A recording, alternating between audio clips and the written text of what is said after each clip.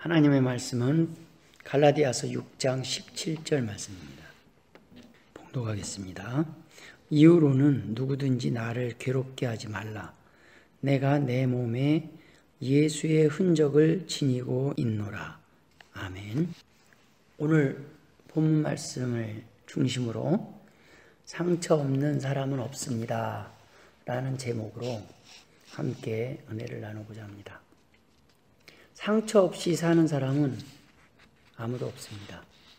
우리 인간은 스트레스 없는 세상을 살아갈 방법이 없기 때문입니다. 원하든 원치 않든 우리는 살면서 여러 가지 상황 속에서 크고 작은 상처를 주고받으면서 살아갈 수밖에 없습니다. 함께 살면서 누군가에게 상처를 주고받으며 살아가는 것이 인간의 삶이기 때문입니다. 때로는 다른 사람이 잘못을 하지 않아도 다른 사람에 대한 지나친 기대가 큰 실망과 상처의 원인이 되기도 합니다. 우리 속담에 자라보고 놀란 가슴, 소뚜껑 보고 놀란다라는 말이 있습니다. 바로 트라우마로 인한 반응입니다. 어떤 사건을 통해 받은 상처로 인해서 비슷한 상황만 경험하게 돼도 두려워지는 것입니다. 타인의 잘못으로 상처를 받을 때도 있지만 우리 자신의 연약함으로 인해 상처에 대한 면역력이 약해서 스트레스에 대한 면역력이 약해서 작은 일에도 쉽게 또 크게 상처를 받고 타인을 탓하게 될 수도 있습니다. 이러한 증상이 심해지면 우리는 피해망상증이라고도 합니다. 이렇게 세상을 살다 보면 고의적으로 상처를 줄 때도 있지만 본의 아니게 자신의 연약함이나 한순간의 이기적인 생각이나 욕심으로 인해 타인에게 상처를 줄 때도 있습니다. 이러한 상처들로 인해서 폭력을 경험한 사람들은 폭력적이 되기도 하고 심한 우울증에 빠지거나 염세주의자가 되기도 합니다. 상처를 입은 사람들은 자신의 트라우마로 인해 또 누군가에게 상처를 주거나 힘들게 하는 존재가 되는 것입니다. 상처 없는 사람은 없습니다라는 말은 다른 말로 스트레스 받지 않고 사는 사람은 없습니다라는 말과 같습니다. 우리는 살면서 크고 작은 스트레스를 경험하며 살아갑니다. 같은 상황에서 같은 경험을 하고 자라도 각자가 받는 스트레스의 크기는 다르게 나타납니다. 가난하기 때문에 스트레스를 많이 받고 사는 것이 아니라는 말씀입니다. 경제적으로 넉넉한 가정에서 자라온 사람의 스트레스가 가난한 사람의 스트레스보다 더 클 수도 있기 때문입니다. 너무 편한 삶 속에서 살아왔다면 조금만 힘든 일이 닥쳐도 더 크게 더 힘든 스트레스를 느낄 수도 있기 때문입니다. 부자든 가난하든 스트레스를 피할 수 있는 방법은 없다는 말씀입니다. 스트레스가 없는 삶은 죽기 전에는 불가능합니다. 바이러스의 종류가 많은 것처럼 스트레스의 원인도 다양합니다.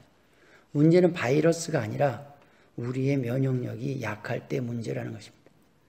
걱정, 근심, 염려, 원망, 분노, 욕심, 질병, 연약함 등등 스트레스의 원인은 다양하지만 우리를 무너뜨리는 스트레스의 크기는 결국 우리의 약함에 있습니다.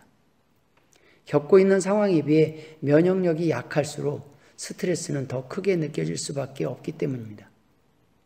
우리는 스트레스에 대한 면역력이 강해야 됩니다.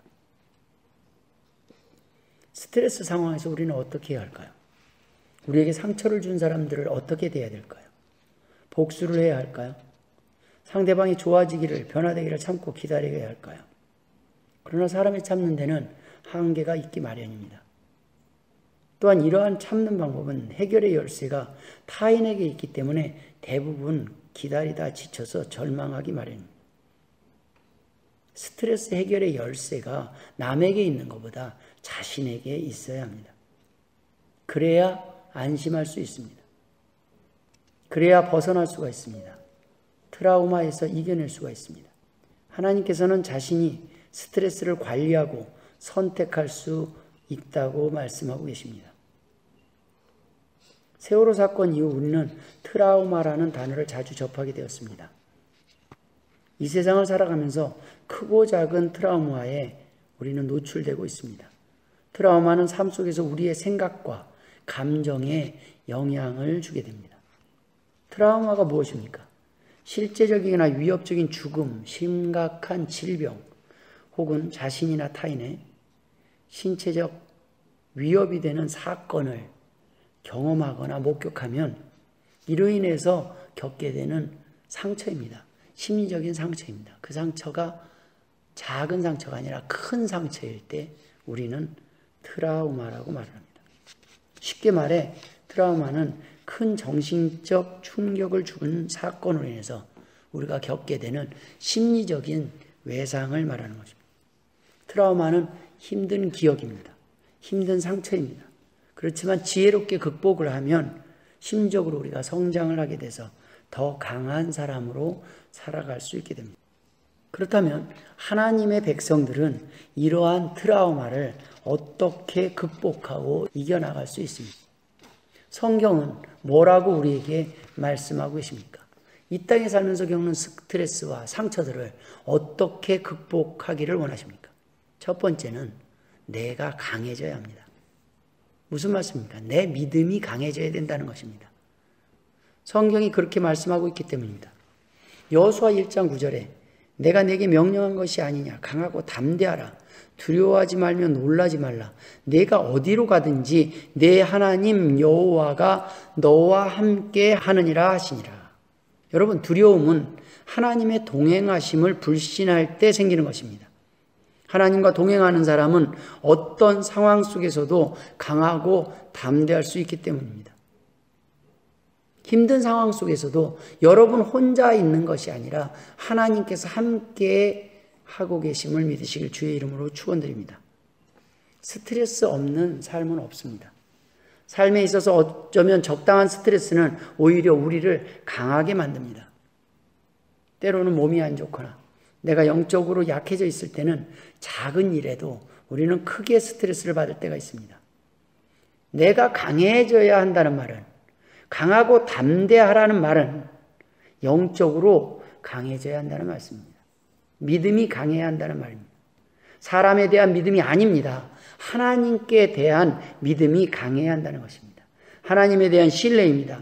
하나님께서 모든 것을 보고 계시고 아신다는 믿음입니다. 하나님께서 지켜주신다는, 보상해 주신다는 믿음입니다. 끝이 좋을 것이라는 믿음입니다. 힘이 들지만 절망하지 않을 수 있는 믿음입니다. 사람만 바라보고 사건과 상황을 풀려고 하다 보면 일은 더 꼬일 때가 있습니다. 더 두려워질 때가 있습니다. 그러나 여러분, 하나님을 바라보십시오. 시편 62장 5절에 나의 영혼아 잠잠히 하나님만 바라라. 무릇 나의 소망이 그로부터 나오는도다. 소망은 하나님을 바랄 때 나옵니다. 인간은 연약한 존재입니다. 쓰러질 수밖에 없습니다. 아내가 사역의 길을 함께 가면서 힘들어할 때 아내에게 보냈던 메시지가 있습니다. 이 세상에 쉬운 삶은 없어. 감사하며 쉽게 사는 삶이 있는 거지. 오늘도 수고했어. 사랑해. 여러분, 세상은 바뀌지 않습니다. 세상은 어둠입니다. 주님은 우리가 세상 속에 빛된 삶을 살기를 원하십니다. 내가 바뀌어야 합니다. 내가 빛이 되면 됩니다. 믿음이 있으면 힘들었던 삶이, 어려웠던 삶이 하나님께 의탁하며 쉽게 살아갈 수 있는 것입니다. 우리가 쉽게 살아갈 수 있는 방법은 힘든 일을 피하는 것이 아니라 하나님을 믿고 의지함으로 인해서, 믿음으로 인해서 쉽게 살아갈 수 있는 것입니다. 강하고 담대할 수 있기에 성경은 우리 보고 강하고 담대하라고 명령하시는 것입니다. 하나님은 우리가 할 수 있는 것을 요구하신다는 말씀입니다. 사람들이 담대할 수 없는 이유는 여호와의 말씀대로 살기 싫기 때문이요, 여호와를 바라며 기다리는 믿음이 없기 때문입니다. 역대상 22장 13절에 그때 내가 만일 여호와께서 모세를 통하여 이스라엘에게 명령하신 모든 규례와 법도를 삼가 행하면 형통하리니 강하고 담대하여 두려워하지 말고 놀라지 말지어다. 사람들은 강하고 담대하여 두려워하지 말고 놀라지 말지어다라는 말씀은 아멘하지만 그 앞에 명령하신 모든 규례와 법도를 삼가 행하는 것은 싫어합니다. 하나님께 등을 돌리고 있으니 하나님께 도움을 구할 수도 없습니다. 하나님께 등을 돌리는 삶을 살고 있으니, 원하지 않는 삶을 살고 있으니 하나님 앞에 도움을 뻔뻔하게 구할 수 없다는 것을 압니다. 그러니 두려워하는 것입니다. 시편 27장 14절에 너는 여호와를 기다릴지어다. 강하고 담대하며 여호와를 기다릴지어다. 시편 31편 24절에는 여호와를 바라는 너희들아 강하고 담대하라. 여러분, 하나님 앞에 나아올 수 있는 백성은 하나님 앞에 하나님이 원하시는 모습으로 회개하고 돌아오는 백성입니다. 하나님께 도움을 구할 수 있는 백성입니다. 하나님께 도움을 구하지 않을지라도 하나님께서 알아서 채워주시고 해결해 주신다는 믿음이 있는 백성입니다. 여러분, 우리가 하나님 앞에 구할 수 없는 것은, 아니 어쩌면 강하고 담대할 수 없는 것은 우리의 죄 때문이 아닙니까? 우리의 욕심 때문이 아닙니까? 아직도 내려놓지 못한 우리의 원투들 때문이 아닙니까? 하나님의 소원으로 바뀐다면, 하나님의 목적을 향해 하나님을 위해서 살아가는 백성이라면 당연히 하나님의 동행하심에 의심이 갈 수가 없습니다. 하나님을 믿고 의지할 수 있다는 것입니다. 우리가 어쩌면 강할 수 없는 것은, 우리가 어쩌면 두려워하는 것은, 우리가 어쩌면 하나님께 도움을 구하지 못하는 것은, 하나님께 전적으로 의지하지 못하는 것은 우리의 양심이 우리를 고발하고 있기 때문이 아닌지 돌아봐야 한다는 것입니다. 두 번째, 성경은 나를 위해서 용서를 해야 한다고 말씀하고 계십니다. 살다 보면 도저히 상식적으로 이해할 수 없는 피해자가 될 때도 있습니다. 누가 뭐라고 해도 내게는 아무 잘못이 없는 상황을 경험할 때가 있습니다. 너무나 억울한 일을 겪을 때도 있습니다. 그러한 스트레스 속에서 우리는 심한 트라우마가 생길 수도 있습니다. 그러한 상황에서 우리는 어떻게 해야 합니까? 하나님의 백성은 어떻게 살아야 합니까? 용서해야 합니다. 왜요? 용서하라고 하셨기 때문입니다. 마가복음 11장 25절에 서서 기도할 때 아무에게나 혐의가 있거든 용서하라. 그리하여야 하늘에 계신 너희 아버지께서도 너희 허물을 사하여 주시리라 하시니라. 누가복음 6장 37절에는 비판하지 말라. 그리하면 너희가 비판을 받지 않을 것이요. 정죄하지 말라. 그리하면 너희가 정죄를 받지 않을 것이요. 용서하라. 그리하면 너희가 용서를 받을 것이요. 누가복음 17장 4절에는 만일 하루에 7번이라도 내게 죄를 짓고 7번 내게 돌아와 내가 회개하노라 하거든 너는 용서하라 하시더라. 여러분, 이 명령들은 가해자보다는 피해자를 위해 주신 말씀이라고 합니다. 용서하지 못하면 속에 있는 분노와 억울함으로 인해 화병이 날 수 있기 때문입니다. 자신을 해칠 수 있습니다. 더 큰 피해를 입게 된다는 말씀입니다. 상처가 치료되기는커녕 덧납니다. 그 당시에 그날로 끝나는 것이 아니라 우리가 살아가는 삶 속에서 내내 우리를 괴롭힐 수 있는 가시가 될 수 있다는 것입니다.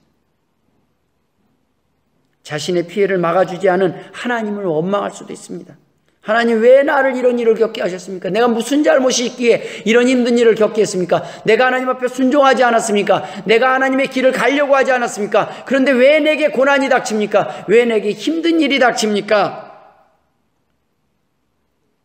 하나님 나와 함께 하신 건 맞습니까? 우리의 믿음의 근간이 무너지면, 하나님을 의심하기 시작하고 하나님의 동행하심을 의심하기 시작하면 우리 인간의 소망은 끊어질 수밖에 없습니다. 맥이 빠집니다. 결국엔 사람을 원망할 뿐만 아니라 하나님을 원망하게 되고, 그렇게 하다 보면 결국은 자신을 해치게 된다는 말씀입니다. 여러분 자신을 위해 용서해야 합니다. 그러나 막상 이러한 상황이 발생하면 우리는 용서하기 힘듭니다. 그래서 미리미리 용서하는 훈련을 해야 합니다.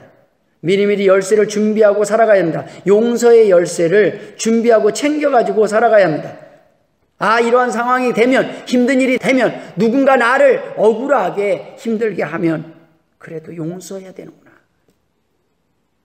그렇게 알고 있고 준비하고 있어도 쉽지 않은 것이 용서입니다. 여러분의 믿음이 어떤 믿음인지 궁금하십니까? 자신이 얼마나 타인의 잘못을 잘 용서하는지 돌아보면 알 수 있습니다. 믿음의 진짜 유무는, 믿음의 진짜 크기는 용서하느냐 용서하지 못하느냐, 얼마나 용서를 잘하느냐에 있습니다. 왜냐하면 우리는 더 큰 용서를 받은 죄인이었기 때문입니다. 용서하지 않으면 우리도 용서받을 수 없기 때문이라고 우리는 알고 있습니다. 믿고 있습니다. 용서를 해야 될 이유는 마태복음 18장에 기록된 주님의 예화보다 더 쉽고 죄어운 예화는 없습니다. 너무나 쉽고 분명해서 그 누구도 부인할 수도 없고 이해할 수 있는 명확한 이유입니다. 마태복음 18장 21절부터 35절에 보면 이렇게 베드로가 묻습니다. 주여, 형제가 내게 죄를 범하면 몇 번이나 용서할까요? 7번까지 합니까? 그때 주님께서는 7번뿐만 아니라 7번을 70번까지라도 할지니라 라고 말씀하십니다. 490번이라는 겁니다. 여러분, 한 사람을 490번 용서하기 쉽습니까? 어쩌면 우리는 자녀라도 버릴지 모릅니다. 포기할지 모릅니다. 그리고 이어서 주님은 한 가지 이야기를 해주십니다. 비유로 말씀하십니다. 그러므로 천국은 그 종들과 결산하려 하던 어떤 임금과 같으니 결산하려고 할 때 10,000달란트 빚진 자 하나를 데려오매 갚을 것이 없는지라. 주인이 명하여 그 몸과 아내와 자식들과 모든 소유를 다 팔아 갚게 하라 하니 그 종이 엎드려 절하며 이르되 내게 참으소서 다 갚으리이다 하거늘 그 종의 주인이 불쌍히 여겨 놓아보내며 그 빚을 탕감하여 주었더니 그 종이 나가서, 얼마나 여기까지 좋은 내용입니까? 임금이 결산할 때 10,000달란트, 1달란트가 하루 1당입니다. 하루 1당입니다. 10,000달란트면 그가 평생 갚아야 될 돈입니다. 갚기가 쉽지 않은 겁니다. 거의 절망적인 금액입니다. 그것을 탕감해 주었다는 것입니다. 불쌍히 여겼다는 것입니다. 그런데 그 종이 나가서 자기에게 100데나리온 빚진 동료 한 사람을 만나 붙들어 목을 잡고 이르되 빚을 갚으라 하매 그 동료가 엎드려 간구하여 이르되 나에게 참아주소서 갚으리이다 하되 허락하지 아니하고 이에 가서 그가 빚을 갚도록 옥에 가두거늘 그 동료들이 그것을 보고 몹시 딱하게 여겨 주인에게 가서 그 일을 다 알리니 이에 주인이 그를 불러다가 말하되 악한 종아, 내가 빌기에 내가 내 빚을 전부 탕감하여 줬거늘 내가 내 빚 10,000달란트를 탕감하여 줬거늘 내가 너를 불쌍히 여김과 같이 너도 내 동료를 불쌍히 여김이 마땅치 아니하냐 하고 그 주인이 노여하여 그 빚을 다 갚도록 그를 옥졸들에게 넘겼다는 내용입니다. 그리고 이어서 너희가 각각 마음으로부터 형제를 용서하지 아니하면 나의 하늘 아버지께서도 너희에게 이와 같이 하시리라. 무서운 말씀입니다. 용서하지 아니하면 나도 용서하지 않겠다는 말씀입니다. 하나님은 아주 쉬운 예화로 미러링을 해주신 것입니다. 임금이 미러링을 해준 것처럼 이렇게 주님은 우리에게 말씀하고 계신 거예요. 너희가 사람의 잘못을 용서하면 너희 하늘 아버지께서도 너희 잘못을 용서하시려니와 너희가 사람의 잘못을 용서하지 아니하면 너희 아버지께서도 너희 잘못을 용서하지 아니하시리라. 여러분, 용서하십시오. 자기 자신을 위해서 용서하시고 다른 이유 없습니다. 여러분의 영혼을 위해서 용서하는 것입니다. 여러분의 죄를 위해서 용서하시는 겁니다.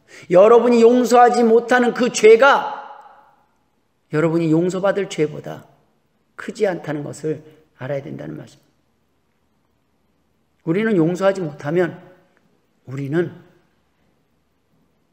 이 땅에서뿐만 아니라 저 하늘나라에서도 용서받을 수 없습니다. 하나님은 우리의 믿음을 시험하기 위해서 우리에게 용서를 원하시는지 모르겠습니다. 아니, 용서를 원하시고 계시는 것입니다. 마지막으로 세 번째, 여러분, 상처를 어떻게 이겨내야 합니까? 스트레스를 어떻게 극복해야 합니까? 예수의 흔적을 남기십시오. 저는 오늘 본문 말씀에 언급된 한 단어를 통해 함께 은혜를 나누고자 합니다.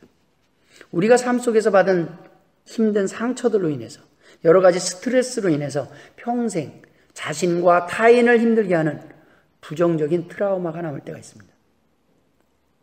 그러나 또한 오늘 본문에 더 힘든 고난과 역경 속에서도 감사와 기쁨을, 소망을 잃지 않을 수 있는 스티그마, 예수 그리스도의 흔적을 남길 수도 있습니다. 똑같은 상처, 아니 더 심한 고난임에도 불구하고 어떤 사람은 트라우마가 남지만 어떤 사람은 스티그마가 남는다는 말씀입니다. 스티그마가 무엇입니까? 고대 헬라 사회에서는 자신의 소유물에 도장을 찍습니다. 낙인을 찍습니다. 그런데 그 소유물 중에 그때 당시는 노예도 있었습니다. 죄수나 범죄자, 반란자들에게도 낙인을 찍어버립니다. 불의 지진, 인두로 낙인을 찍습니다. 그 낙인이 찍힌 사람은 전과자요, 노예라는 것입니다. 이 낙인이 있는 것은, 낙인은 치욕입니다. 오명입니다. 결정입니다. 이것을 찍힌 사람들은 외면과 배척을 받는 부정적인 성향을 의미하는 단어였습니다.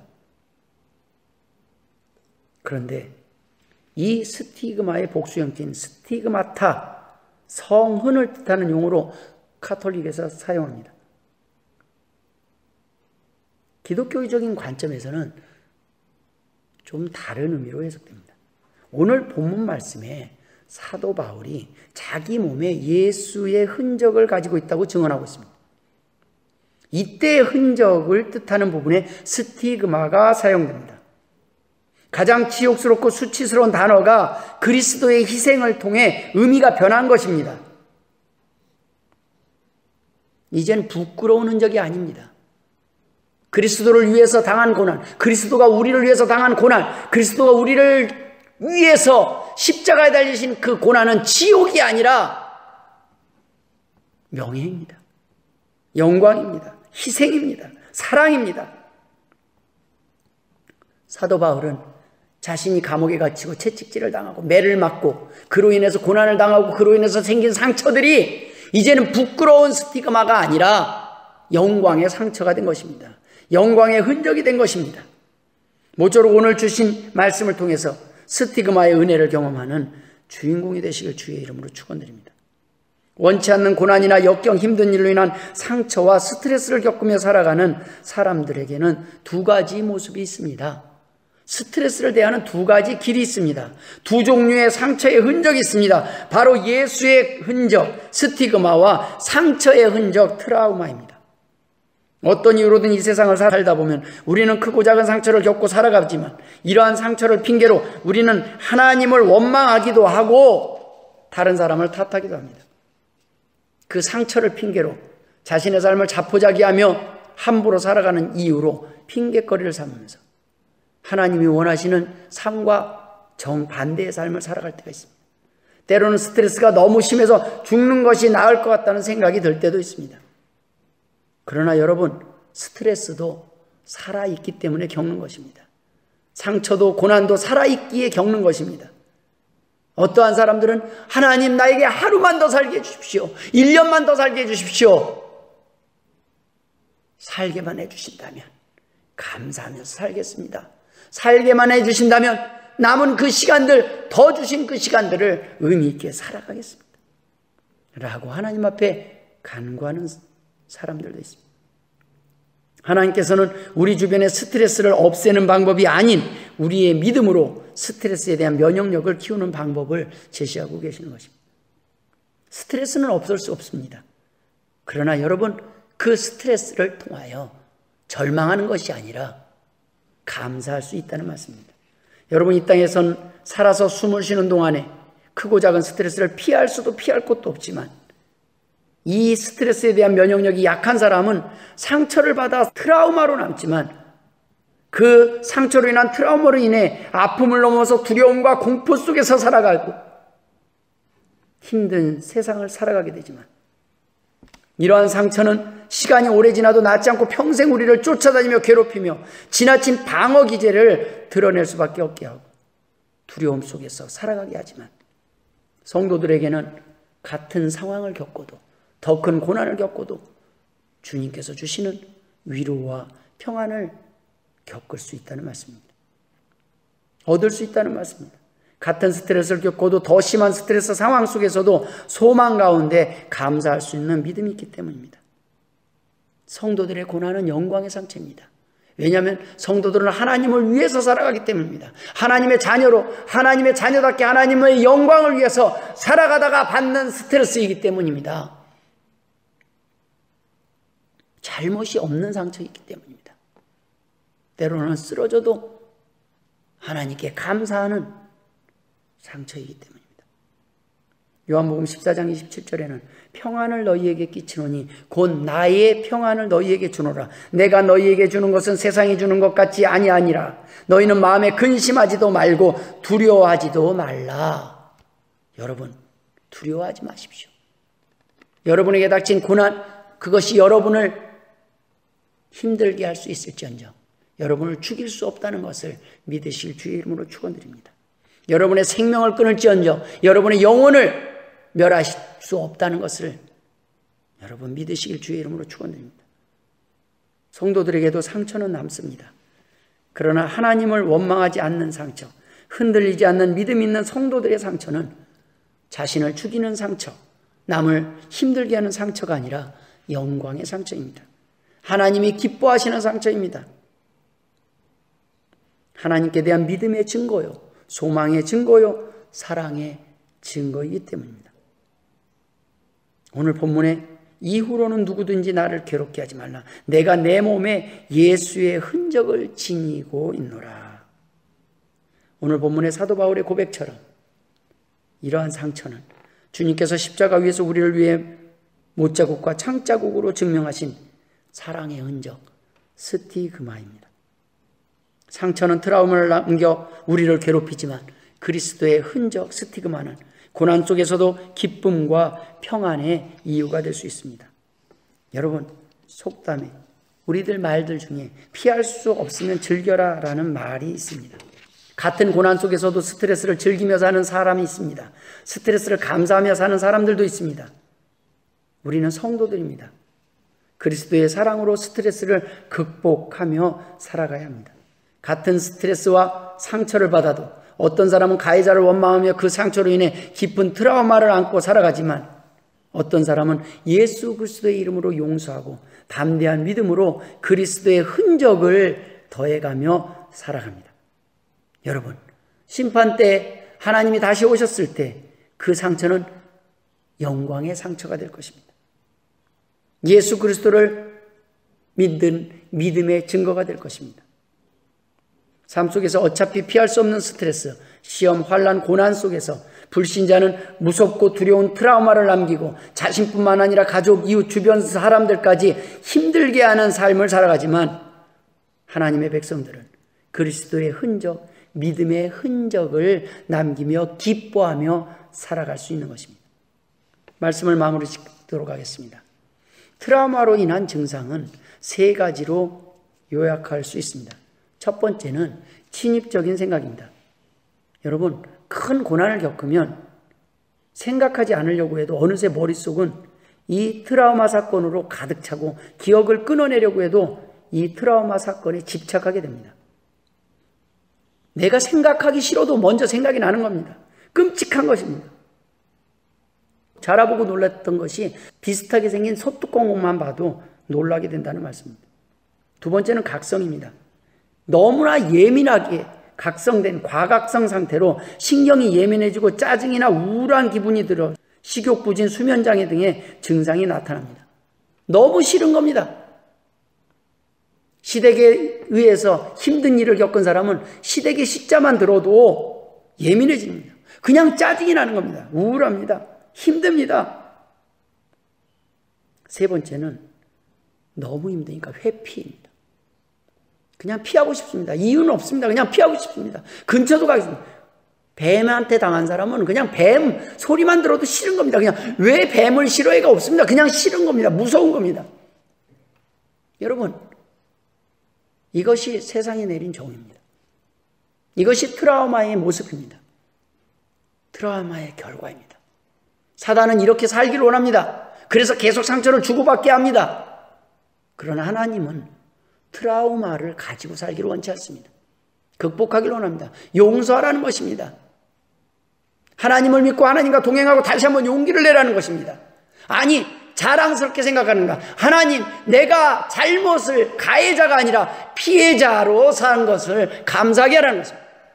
여러분, 가해자가 아닌 것을 감사하십시오. 용서를 구할 수 있는 입장이 아니라 내가 용서할 수 있는 입장이 된 것입니다. 내가 용서하면 끝이 나는 것입니다. 그 사건은. 그러나 여러분이 잘못을 한 것은 계속 용서를 구해야 합니다. 그 사람이 용서하기 전까지는 계속 힘든 마음을 가지고 살아가야 합니다. 여러분, 용서를 구할 수 있는 삶이 용서를 해주는 삶보다 더 비참한 것입니다. 용서를 하는 사람, 용서를 할 수 있는 사람이 됨을 하나님께 감사할 수 있어야 합니다. 힘든 일은 다 피하고 싶습니다. 고난은 원하는 사람이 없습니다. 이 세상에 누가 상처를 원하겠습니까? 그러나 하나님께서 이러한 상처를 통해서 내가 너희를 위하여 내가 너희를 대신해서 십자가에 못 박혀노라. 끔찍한 일입니다. 주님조차도 그 십자가를 질 때는 너무나 두렵고 힘들어서 피땀 흘려 기도로 준비했던 그렇게 힘든 잔이었습니다. 그렇게 마시기 힘든 잔이었습니다. 그러나 이 트라우마의 지배돼서는 안 된다는 말씀입니다.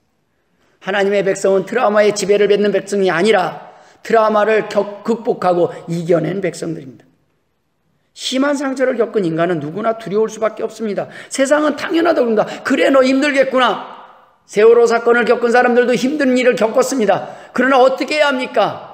원망하고 미워하고 누군가를 탓해서는 상처는 치료되지 않습니다. 그들은 배만 봐도 바다만 봐도 힘든 시간들을 보내고 있을 것입니다. 누군가 용서해야 될 사람이 있다면 용서하시기를 바랍니다. 그래야 새롭게 시작할 수 있습니다. 두려움이 심한 만큼 심한 방어 기제가 나타날 수밖에 없습니다. 인간은 강한 것 같지만 힘든 일을 겪고 나면 겁을 먹게 됩니다. 두려움을 갖게 되는 존재입니다. 고난을 피하고 싶은 마음이 크면 클수록 그 두려움은 더 커질 수밖에 없습니다. 이것이 사단이 주는 것입니다. 하지만 성도들에게 고난은 성숙한 믿음을 확인할 수 있는 과정이요 기회입니다. 사랑하는 자녀들에게 가장 좋은 것을 주시기를 원하시는 하나님께서 왜 이러한 고난을 자녀들에게 허락하신 걸까요? 성도들에게 고난은 불행이 아니라 그리스도의 흔적을 갖게 될 기회이기 때문입니다. 믿음의 능력을 경험할 수 있는 기회이기 때문입니다. 로마서 8장 17절에 자녀이면 또한 상속자 곧 하나님의 상속자요 그리스도와 함께한 상속자니 우리가 그와 함께 영광을 받기 위하여 고난도 함께 받아야 할 것이니라.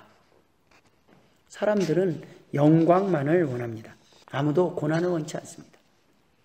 로마서 8장 18절에는 생각하건대 현재의 고난은 장차 우리에게 나타날 영광과 비교할 수 없도다. 베드로전서 4장 13절에는 오히려 너희가 그리스도의 고난에 참여하는 것으로 즐거워하라. 고난에 참여하는 것으로 즐거워하라. 여러분, 고난이 닥쳤는데 어떻게 즐거워할 수 있습니까? 이것이 성도들의 기적이 아니겠습니까? 이는 그의 영광을 나타내실 때 너희로 즐거워하고 기뻐하게 하려 함이라. 여러분, 그날을 생각하며 기뻐하시길 주의 이름으로 축원드립니다. 베드로전서 4장 16절에는 만일 그리스도인으로 고난을 받으면 부끄러워하지 말고 도리어 그 이름으로 하나님께 영광을 돌리라. 이것이 하나님의 백성에게 있어서의 고난입니다. 하나님의 백성에게 있어서 상처입니다. 하나님, 왜 내가 무슨 잘못이 있길래 이러한 상처와 고난과 이 십자가를 져야 합니까가 아니라 하나님, 이 십자가를 통하여 하나님께 영광을 돌립니다. 감사를 드립니다. 이 십자가 속에서도 나는 기쁨을 잃지 않습니다. 왜냐하면 소망이 있기 때문입니다. 하나님께서 소망을 주셨기 때문입니다. 제게는 믿음이 있기 때문입니다. 제게는 강함이 있기 때문이다. 담대함이 있기 때문입니다. 죄를 안 지어서가 아니라 죄의 용서함을 받았기에 하나님 앞에 구할 수 있기 때문입니다. 하나님의 자녀이기 때문에 하나님 앞에 당당히 도움을 요청할 수 있기 때문입니다. 아니, 하나님께서 알아서 지켜주실 줄 믿고 있기 때문입니다. 여러분, 성도는 고난 없는 세상, 스트레스 없는 세상을 꿈꾸는 자들이 아닙니다. 그리스도를 위해 그리스도께서 모범을 보이신 방법으로 고난과 스트레스를 이겨내고 극복하는 사람들입니다. 고난 없는 세상을 소망하는 자들이 아닙니다. 주님과 함께 영광을 받기 위하여 고난도 기쁨으로 함께 받아야 할 자들입니다. 성도의 삶 가운데 스트레스는 예수 그리스도의 흔적을 남길 기회이지만 불신자들에게 스트레스는 절망을 향한 상처요, 트라우마일 뿐입니다. 십자가 없는 세상이 아닙니다. 각자 자기에게 주어진 십자가를 기쁨으로 감사함으로 즐기면서 살아가는 성도들에게 남는 것이 바로 예수 그리스도의 흔적, 스티그마입니다.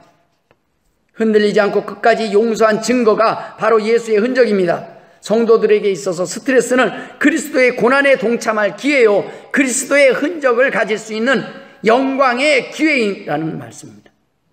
이러한 흔적을 부끄러워하지 말고 즐거워하고 기뻐하며 즐길 수 있는 믿음의 성도가 되시길 주님의 이름으로 축원드립니다. 마지막으로 하나님의 말씀을 여러분에게 다시 한번 묵상합니다. 베드로전서 4장 13절, 오히려 너희가 그리스도의 고난에 참여하는 것으로 즐거워하라. 이는 그의 영광을 나타내실 때에 너희로 즐거워하고 기뻐하게 하려 함이라. 지금 이 땅에서 여러분이 그리스도를 위하여 겪는 고난만큼 하나님은 즐겁고 기쁜 일이 있을 것을 약속하셨습니다.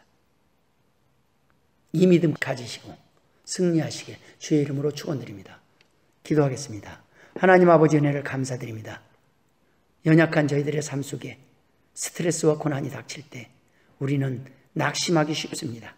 그러나 하나님께서 부르시고 하나님의 자녀로 삼아주셨사오니 이 땅을 살아갈 때 강하고 담대한 믿음을 가지고 이 땅에서 낭망하지 아니하며 우리에게 죄진 자들을 용서하며 우리 안에 맺혀진 상처들을 버리고 오로지 하나님의 영광을 위하여 순종하며 그리스도의 흔적을 받고 그리스도의 십자가를 지며 힘든 삶을 살아가는 것을 부끄러워하거나 두려워하거나 낭망하지 않는 믿음이 담대한 승리하는 성도들 되게 하여 주옵소서. 감사하며 예수님의 이름으로 기도드립니다. 이제는 우리 주 예수 그리스도의 은혜와 아버지 하나님의 극진하신 사랑하심과 성령님의 감화감동 역사 충만하심이 오늘도 하나님 아버지의 은혜를 구하며 하나님의 자녀됨에 감사하며 상처 많은 이 세상 그리스도의 흔적을 남기길 소원하는 주의 백성들 머리머리 위에 이제로부터 영원토록 함께 있을지어다. 아멘.